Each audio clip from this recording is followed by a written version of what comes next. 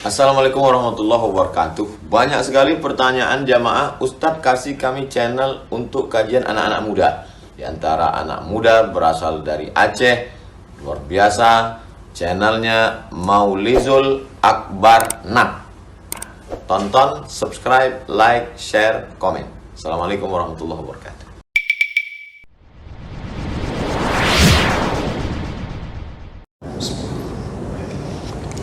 Assalamualaikum warahmatullahi wabarakatuh.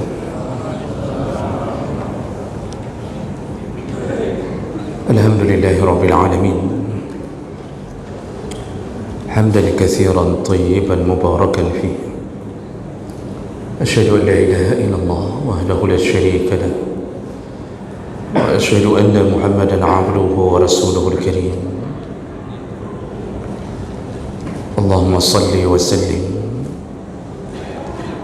على نبينا المصطفى محمد وعلى آله وأصحابه أجمعين أما بعد رب اشرح لي صدري ويسر لي أمري واحلل عقدة من لساني يفقهوا قولي. Segala puji bagi Allah, kemudian salawat dan salam kepada Rasulullah, pada keluarga dan seluruh sahabat-sahabatnya yang Allah muliakan, Bapak Ibu jamaah salat maghrib dan isya. Kita masih membahas tentang fadilah atau keutamaan bila ditakdirkan Allah mendapatkan pasangan hidup yang buruk akhlaknya. Dan kita masih membahas tentang bagaimana suami yang mendapatkan ujian dari Allah, yaitu beristrikan seorang wanita yang buruk akhlak. Jadi ini masalah fadilah untuk suami dulu. Sudah 2 pertemuan kita bahas ini. Yang pertama yaitu Allah berikan surga bagi suami yang bersabar di atas keburukan akhlak istrinya. Dan minggu yang lalu kita sudah bahas, apabila suami bersabar di atas keburukan istrinya atau keburukan akhlak istrinya, maka dia akan mendapatkan kelebihan yang banyak. Di antaranya Allah ganti dengan kebaikan-kebaikan di dalam rumah tangganya. Bisa saja Allah beri anak yang saleh, dan bisa saja Allah beri berubahnya keadaan ketika di masa tuanya hasil dari kesabarannya. Jadi berpuluh tahun bersabar untuk tetap melindungi bersama istrinya, tetap hidup bersama istrinya, dan ketika umur mungkin 40 tahun ke atas atau 50 tahun, setelah lelah menghadapi istrinya, bisa saja Allah ganti dengan keadaan yang lebih baik. Jadi berubah suasana sehingga menyebabkan keadaan menjadi baik di penghujung umurnya. Atau di antara kebaikan yang Allah beri adalah si suami menyadari kesalahan dirinya, kenapa istrinya berakhlak buruk, sehingga berubahlah dia. Yang dulu temperamental, yang dulu mungkin sering caci maki, sehingga dia mendapatkan istri yang juga menjadi penyebab kelelahan dirinya. Nah, di saat itu dia mulai bermuhasabah, sehingga akhirnya dia juga menjadi orang yang baik. Nah, itu yang kita bahas minggu yang lalu, dan itu berdasarkan firman Allah Subhanahu wa ta'ala. Yaitu Allah mengatakan wa'ashiruhunna bil ma'ruf, berbuat baiklah engkau kepada istrimu. Fa in karihtumuhunna syai'an, Dan apabila engkau mendapatkan sesuatu yang buruk dari isterimu, lalu engkau bersabar, maka Allah wa ja'alallahu fihi khairan katsira, Allah akan ganti dengan keadaan yang lebih baik. Okey, jadi itu saya ulang sedikit untuk mengingat kembali kemuliaan Allah di atas keadaan seperti itu. Masih ada satu yang tersisa. Apa lagi yang Allah beri untuk suami yang diberikan isteri dengan akhlak yang buruk? Jadi ini memang judul ini Pak, mungkin jarang dibahas, karena kalau bicara fadilah amal tentu pahala, keutamaan yang berbentuknya kebaikan-kebaikan yang bisa membuat semangatnya kita untuk melakukan suatu ibadah, kan begitu. Makanya ada yang terlewatkan dari diri kita, yaitu merenungkan apa kelebihan keutamaan di balik sesuatu yang buruk yang kita dapatkan. Masih ada yang tersisa tentang suami yang mendapatkan isteri yang berakhlak buruk, yaitu Allah Subhanahu wa taala akan memberikan kebaikan yang banyak kepada suami yang menceraikan istrinya yang sudah tidak bisa diajak untuk taubat. Nah, ini mungkin judul yang paling aneh. Kok bisa dapat kebaikan dengan menceraikan isteri, kan begitu. Tapi ini nanti sandarannya adalah hadis Nabi sallallahu alaihi wasallam. Kita kemarin juga sudah bahas, ketika suami mendapatkan isteri yang rada-rada akan terus membangkang atau nusyud, maka Allah mengajarkan langkah-langkah untuk menanganinya. Dan itu sudah kita bahas panjang lebar. Wallati takhafuna nusyuzahunna, kalau engkau mendapatkan istrimu berulang-ulang melakukan pembangkangan, yaitu nusyud, diajak tinggal bersama tak mau, dilarang keluar rumah malah dia keluar, dilarang joget di depan TikTok, dia itu kerjanya hari-hari. Bahkan yang paling parah, ketika diajak untuk melayani suaminya dia selalu menolaknya, itu sudah kategori nusyud. Maka Allah katakan apa? Fa'iduhunna, yaitu langkah pertama, nasihatilah baik-baik, nasihati baik-baik. Kalau tak bisa juga, maka wahjuruhunna, yaitu hajarlah mereka. Nah, ini hajar, ini hajrun, ini pisahkan ranjang. Maksud pisahkan ranjang kita sudah jelaskan juga, diamkanlah, berilah efek jerang. Dan itu tidak berlaku bahawa 3 hari tidak bicara menjadi dosa, tidak berlaku. Sampai kapanpun, sampai dia jerang. Kenapa suaminya tak mau lagi bicara dengannya? Kenapa suami tidur di bawah ranjang, membiarkan istri di atas ranjang? Itu jadi dia mulai mikir. Nanti kalau sudah jerang, baru dia tidur di bawah ranjang, lalu kita tidur di atas ranjang. Jadi itu langkah kedua. Tak bisa juga, tetap juga membangkang, tetap tak mau taat, maka kemudian baru fadribuhun, pukullah. Dan pukul itu tak boleh di wajah, pukul tak boleh menyakiti yang menyebabkan luka. Jadi pukul hanya sekedar mengejutkan. Jadi boleh pakai alat kejut listrik, tak boleh lah pun. Masa disebut mengejutkan tak pakai alat listrik ni, Kalau seandainya tak bisa juga, itu ada langkah keempat, yaitu yang mungkin belum saya bahas kemarin ini. Ada langkah keempat Pak, yaitu mengutus utusan di antara keduanya berdasarkan ayat Allah, wa in khiftum shiqaqa bainihima fab'asu hakaman min ahlihi wa hakaman min ahliha. Kalau engkau melihat sudah tidak bisa lagi, urusan ini tidak mungkin lagi didamaikan, maka utuslah utusan dari pihak suami dan utuslah utusan dari pihak istri, dan mereka yang melakukan negosiasi. Nah, jadi berembuknya antara keluarga besar. Ini bagaimana nih keadaan ini? Nanti pasti ada ultimatum.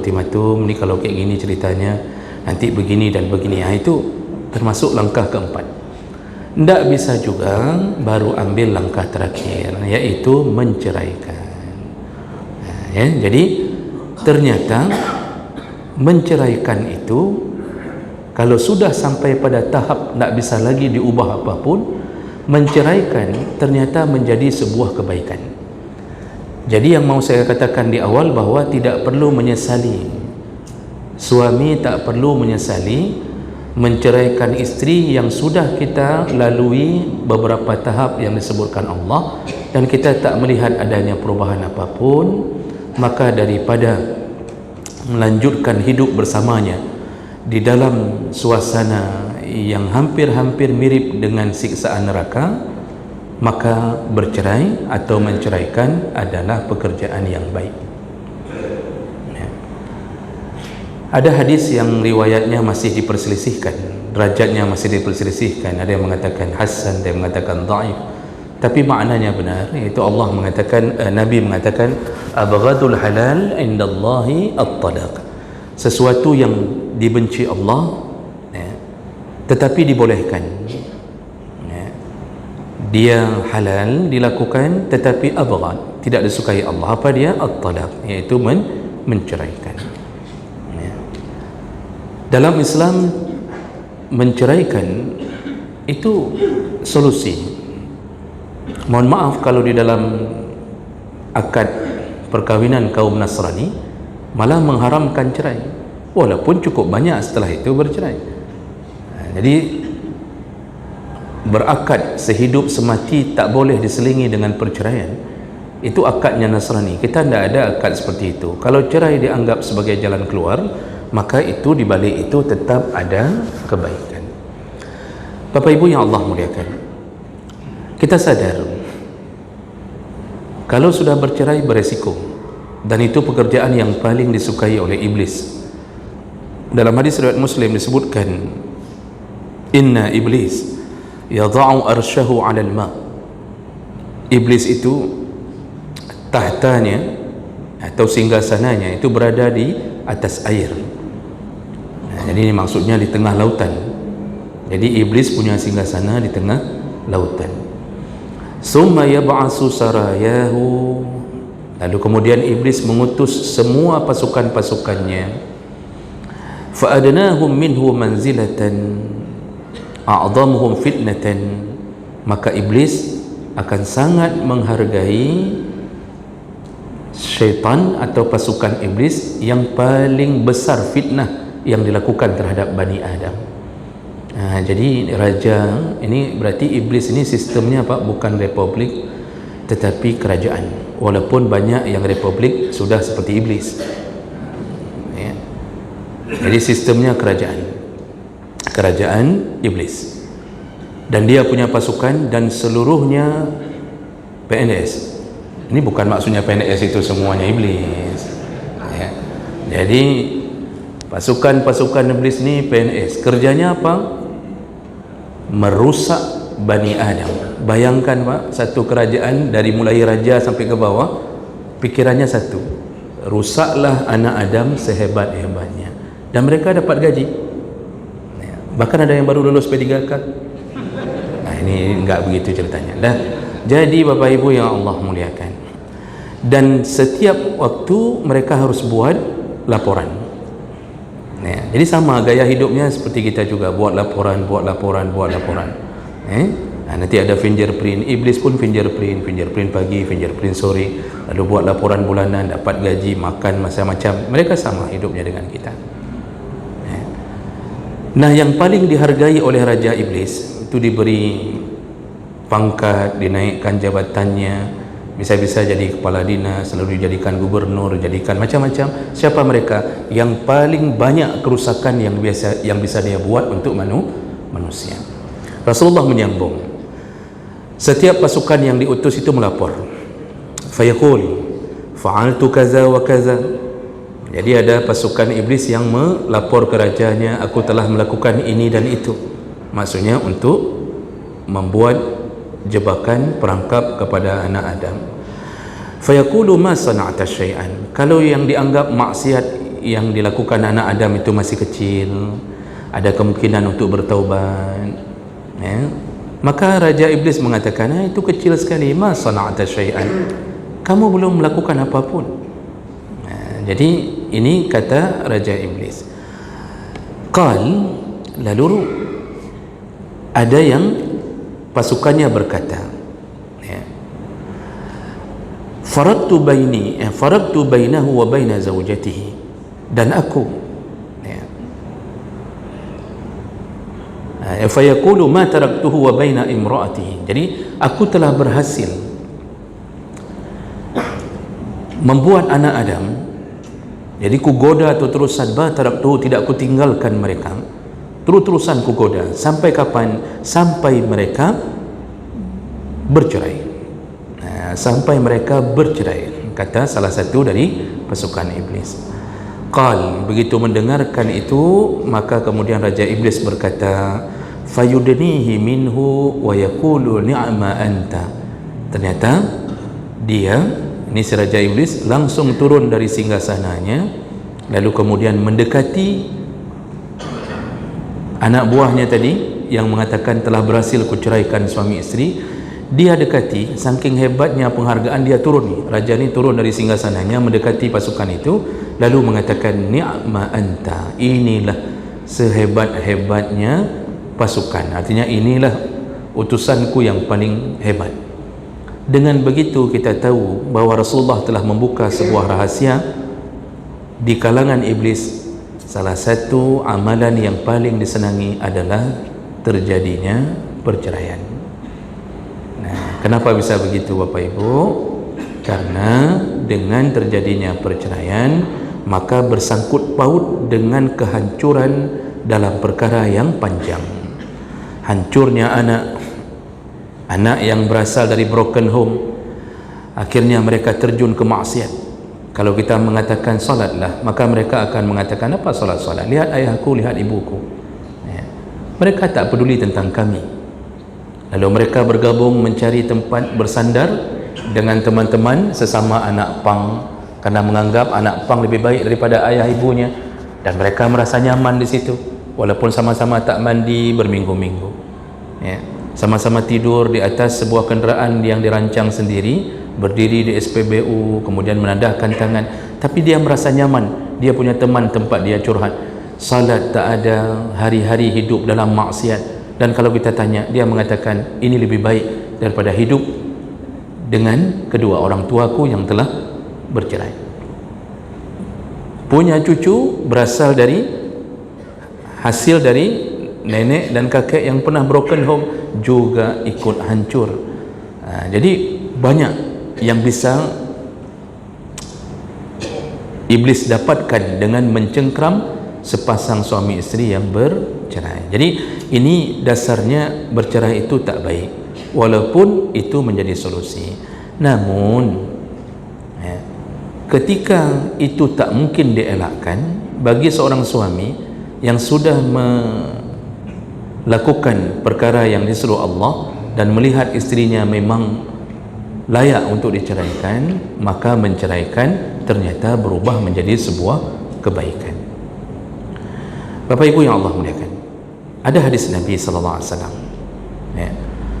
Dan hadis ini dari Abu Musa Al-Asy'ari. Hadis ini dengan derajat yang sahih. Rasulullah sallallahu alaihi wasallam mengatakan, salasatun yad'un Allah fala yustajabu lahum. Ada tiga kelompok orang, kalau mereka berdoa kepada Allah, maka tidak akan diterima doanya oleh Allah. Ya, ada tiga kelompok orang yang kalau mereka memohon kepada Allah dalam perkara yang dia mohon, maka doanya ditolak Allah. Siapa dia?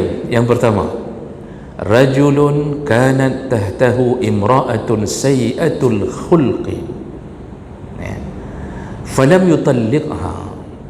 Orang pertama yang tidak diterima doanya adalah seseorang laki-laki atau seorang suami yang mempunyai istri yang buruk akhlaknya, tapi dia tidak menceraikannya. Seorang suami yang sudah hidup bersama isteri dalam keadaan yang sudah lama dan sudah berkali-kali dia dakwahkan, tetap isteri ini tak mau bertaubat,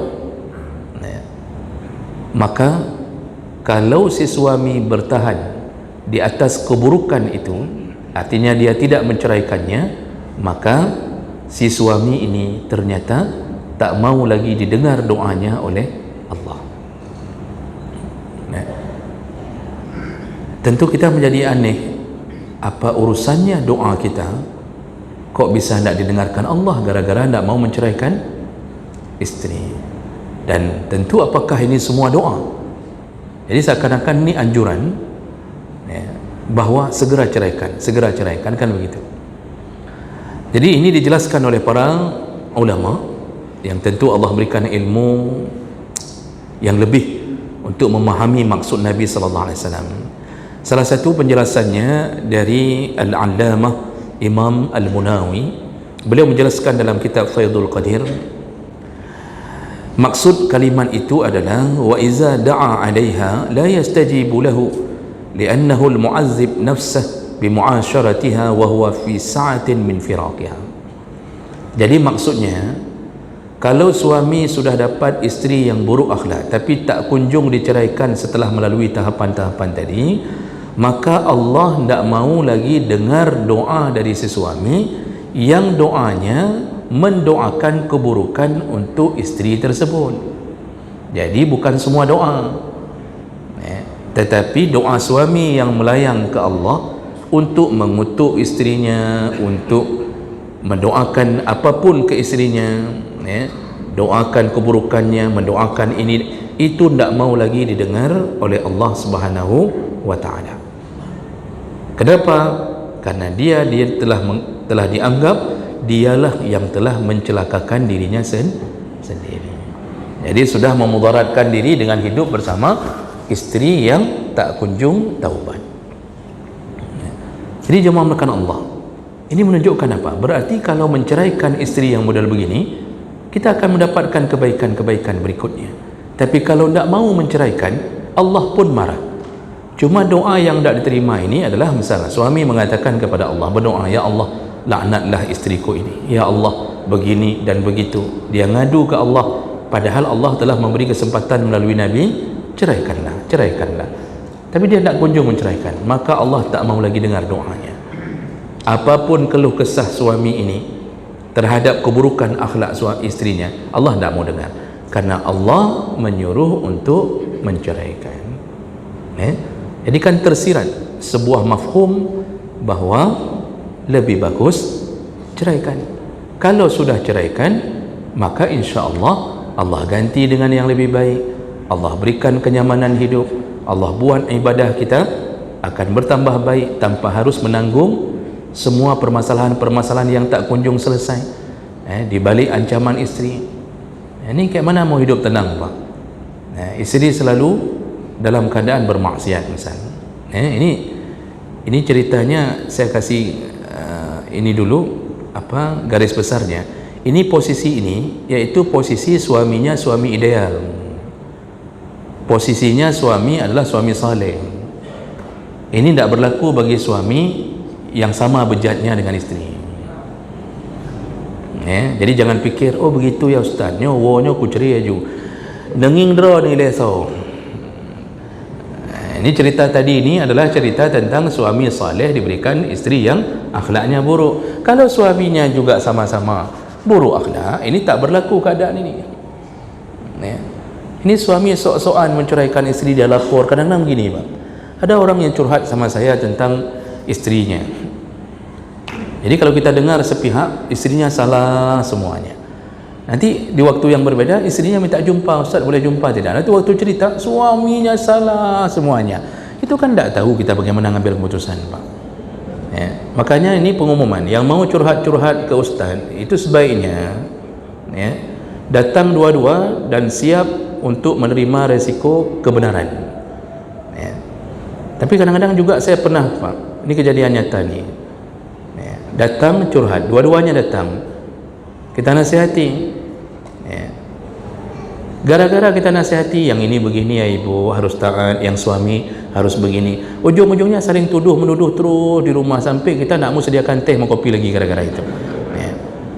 Jadi kamu mau pakai dua ikutannya, mau pakai kamu begini, akhirnya saya suruh keluar dua-duanya, ya. Ini tidak susah, karena setiap orang pasti punya versi seakan-akan dia tetap berada di posisi yang benar, ya. Nah, jadi ini suami yang saleh diberi ujian begitu.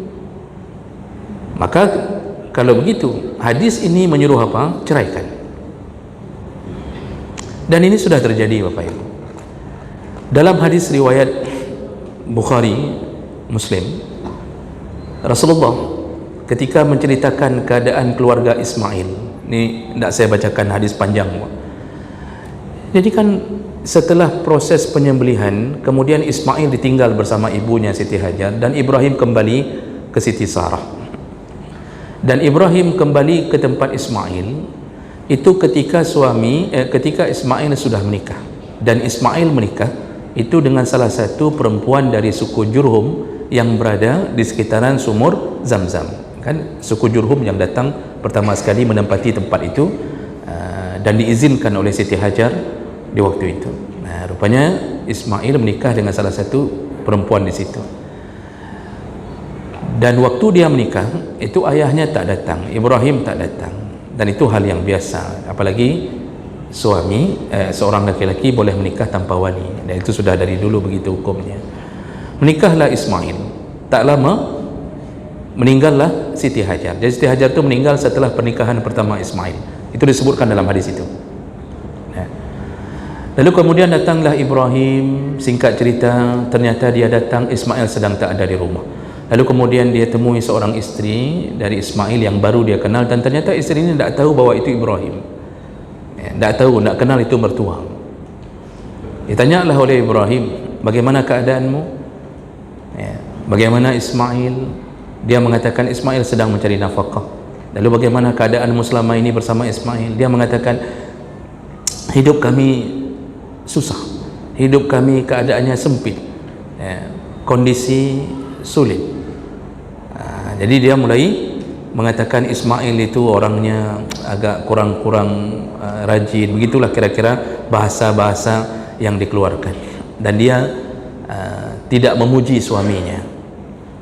Ibrahim paling kenal dengan Ismail, seorang nabi yang dari kecil mempersembahkan dirinya untuk Allah, untuk disembelih karena kecintaannya kepada Allah, lalu diburuk-burukkan oleh istri ini. Akhirnya Ibrahim mengatakan, kalau begitu nanti kalau pulang Ismail, sampaikan salamku kepada Ismail. Ini tidak disebut nih bahwa ini anaknya, dan dia tidak tahu nih bahwa ini mertuanya. Lalu tolong kasih tahu Ismail, hendaknya dia mengganti tiang atau pintu, atabata babihi, disuruh ganti pintu rumahnya ini. Suruh dia ganti pintu rumah. Jadi begitu pesannya. Akhirnya Ibrahim pergi, tidak jumpa sama anak.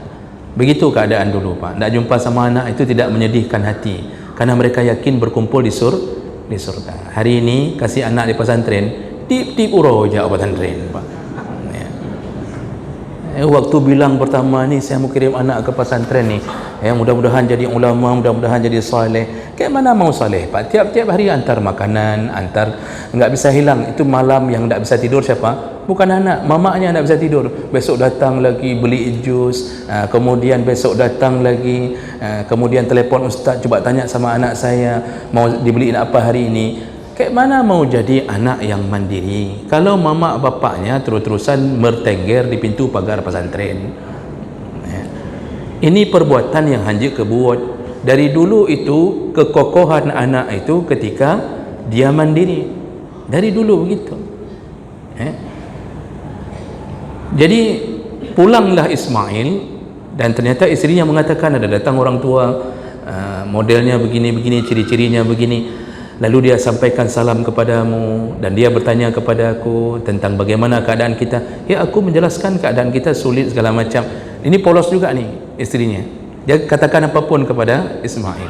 Lalu ada pesan apa? Dia mengatakan bahwa itu orang tua itu berpesan bahwa engkau diminta untuk mengganti pintu rumahmu. Ismail langsung mengatakan, itu ayahku Ibrahim. Kan kena kejut inangnya apa, terkejutlah isterinya ni, ternyata itu mertuanya. Maka bahaya juga kalau tak tahu siapa mertua. Paling kurang kalau tahu mertua kan kita bisa jaga-jaga sikit kan. Jadi jemaah melakukan Allah. Lalu kata Ismail, yang ayahku maksud, aku disuruh menceraikan engkau. Begitu kalimat itu keluar, langsung di situ juga dia ceraikan. Jadi tidak ada cerita bagaimana pandanganmu, bagaimana pendapatmu. Lalu istrinya mengatakan, kok bisa kayak gitu, janganlah kayak gitu bang, pikir-pikirlah dulu. Itu tidak ada cerita. Itu bahasa antara Nabi dan Nabi. Itu bahasa isyarat antara Nabi dan Nabi, orang-orang yang mengetahui hakikat. Karena Ibrahim tahu bahawa buruknya akhlak isteri, memburuk-burukkan anaknya yang seorang Nabi, tapi diburuk-burukkan oleh isteri, langsung di situ juga diceraikan oleh Ismail. Makanya kita apa? Kalau datang mertua lalu berpesan kepada isteri kita, tolong kasih tahu kepada suamimu, gantilah pintu. Itu disuruh ganti pintu, betul-betul pintu. Baik-baik tak cerinang tu Pak. Kecuali mertua kita kayak Ibrahim. Ini mertua kita pun pemain judi online, suruh ganti pintu, kemudian kita ganti pintu, suruh, ayahku mengatakan ini. Itu bukan begitu. Itu bahasa Nabi, mereka paling paham tentang keadaan itu. Jadi kalau suruh ganti pintu, ya udah, mungkin karena pintunya sudah berkarat, tak bagus lagi, gantilah betul-betul. Nah, jadi lihatlah, ternyata menceraikan isteri yang buruk akhlak itu bukan sebuah hambatan bagi seorang Nabi. Kalau betul-betul itu sudah menjadi masalah yang akan membuat ketidaknyamanan, terganggunya ibadah dari seorang suami. Nah, kemudian nanti singkat cerita sambungannya itu, Ismail menikah lagi dengan juga salah seorang perempuan dari suku Jurhum berikutnya, dan Ibrahim datang lagi juga. Tidak ada Ismail di rumah itu. Ini masih sambungan hadisnya panjang sekali. Tidak ada Ismail. Lalu Ibrahim bertanya, bagaimana keadaan Ismail? Ternyata isteri kedua ini mengatakan, kami baik, alhamdulillah. Ismail pun baik, dia seorang yang rajin, dia sangat penyayang, dipuji-puji lah. Lalu kemudian Ibrahim nanya, kalian makan apa? Kata istrinya, kami makan daging. Maksudnya menunjukkan bahawa tidak ada susahnya. Minum apa? Kami minum air, minum susu, tidak ada susahnya. Lalu Ibrahim mendoakan mereka, didoakan, ya Allah, berilah keberkahan pada makanan mereka, pada minuman mereka. Lalu dia berpesan, nanti kalau pulang Ismail, kasih tahu, suruh kokohkan pintu rumah ini. Rupanya Ismail tak ketemu juga sama Ibrahim. Pulang disampaikan juga sama isteri kedua ni. Lalu kemudian Ismail mengatakan, maksud itu ayahku, dan ayahku berpesan mengokohkan pintu rumah itu, maksudnya aku disuruh terus hidup bersamamu. Lihat bagaimana para nabi memesankan sesuatu pada anaknya. Jadi kesimpulannya apa? Mana yang lebih bagus, isteri pertama atau isteri kedua? Mana yang lebih bagus, isteri pertama atau isteri kedua? Apa? Itu di dalam hadis itu. Jadi ibu-ibu ni jangan salah ambil kesimpulan ni bapaknya ni nanti ni. Di dalam hadis itu tentang isteri kedua lebih bagus daripada isteri pertama karena ketaatannya pada suami, karena kemuliaannya, memuliakan suami. Jadi ini adalah perkara yang kadang-kadang kita menganggapnya perkara biasa, tapi kalau beristrikan akhlak yang buruk lalu kita pelihara, apa? Banyak mudaratnya, banyak mudarat. Ini saya tidak tahu ni di antara kita apakah ni kisah nyata atau tidak. Saya takut ni pulang pengajian berbisik kepada temannya, kah betul mandum gegah dengannya nyo hana aku press tengok malam nyo aku takat. Itu jangan sampai, saya bingung juga di mana cara nanti ditelepon sama isteri kan, Pak tolong jangan kasih nomor saya. Karena ini ceritanya adalah kita saleh diuji dengan isteri yang buruk. Kalau kita menetapkan terus hidup bersamanya, Pak, kadang-kadang kita tidak bisa melakukan kerja dengan baik, mencari nafkah tidak tenang. Kenapa? Selalu dalam hujatan isteri. Lalu kemudian nafkah yang kita beri untuknya digunakan untuk maksiat, dan ini berbahaya. Lalu kemudian bayangkan, Pak, kita punya anak tinggal bersama isteri yang buruk akhlak. Itu isteri akan, begitu kita pergi kantor, isteri akan panggil anaknya, nak, ni mamak bilang ya, kalian ni tak usah taat-taat kali ayah kalian. Ayah kalian tu bukan pun baik-baik kali pun. Mamak pun kahwin sama dia kan tak ada yang lamar lain pun. Jadi kalau ayah bilang kalian suruh pakai jilbab, tak usah ini kali, kayak mamak aja lah. Mamak coba lihat kan, kayak gini kan karena mamak selalu jogging dengan celana ketat di pagi hari. Ini kan makanya mamak nampak awet muda. Enggak usah pakai jilbab besar-besar kali. Bayangkan kalau isteri berakhlak buruk kita pelihara apa? Padahal kan dalam konsep rumah tangga itu kan dengan anak, kita memuji isteri, memuji suami di depan anak. Suami pun disuruh puji-puji isteri di depan anak. Seharusnya suami mengatakan apa? Nak, ingat-ingat tu mamakmu, dialah orang yang membuat ayah bisa cari nafkah dengan tenang. Nak, ingat waktu engkau dilahirkan itu anak taat sekali kepada mamaknya. Mamak pun balas, nak, ingat ayahmu waktu dia keluar mencari nafkah, dia korbankan nyawanya di tengah jalan. Tak teringat waktu ayahmu dulu pernah ditabrak sama truk kemudian hidup lagi. Itu perjuangannya nak. Lihat bagaimana uratnya hari ini keluar nak satu-satu, walaupun tak pernah kena asam urat, tapi uratnya nampak karena kelelahannya. Nak, ingat ayahmu nak. Itu anak semua cinta ayahnya. Maka begitulah hidup di dalam rumah tangga. Tapi kalau kita dapat isteri yang buruk, habis itu Pak, diburuk-burukkannya suaminya. Makanya anak kadang-kadang melihat ayah penuh dengan kebencian. Kenapa? Fitnah dari isteri yang akhlaknya buruk. Oleh karena itu tidak ada jalan lain kecuali segera menceraikannya. Nah, inilah pelajaran dari Nabi SAW. Jadi ini adalah fadilah, keutamaan ketika kita menceraikan isteri, maka insya Allah kita dapat kebaikan-kebaikan setelah itu. Mudah-mudahan ini bermanfaat untuk kita bisa merenung di atas apa yang Allah berikan kepada kita. Dan ini insya Allah kita sambung tentang isteri yang mendapatkan suami yang buruk akhlak di pertemuan yang akan datang. Demikian, subhanakallahumma bihamdik, asyhadu an la ilaha illa anta, astaghfiruka wa atubu ilaik. Wassalamualaikum warahmatullahi wabarakatuh.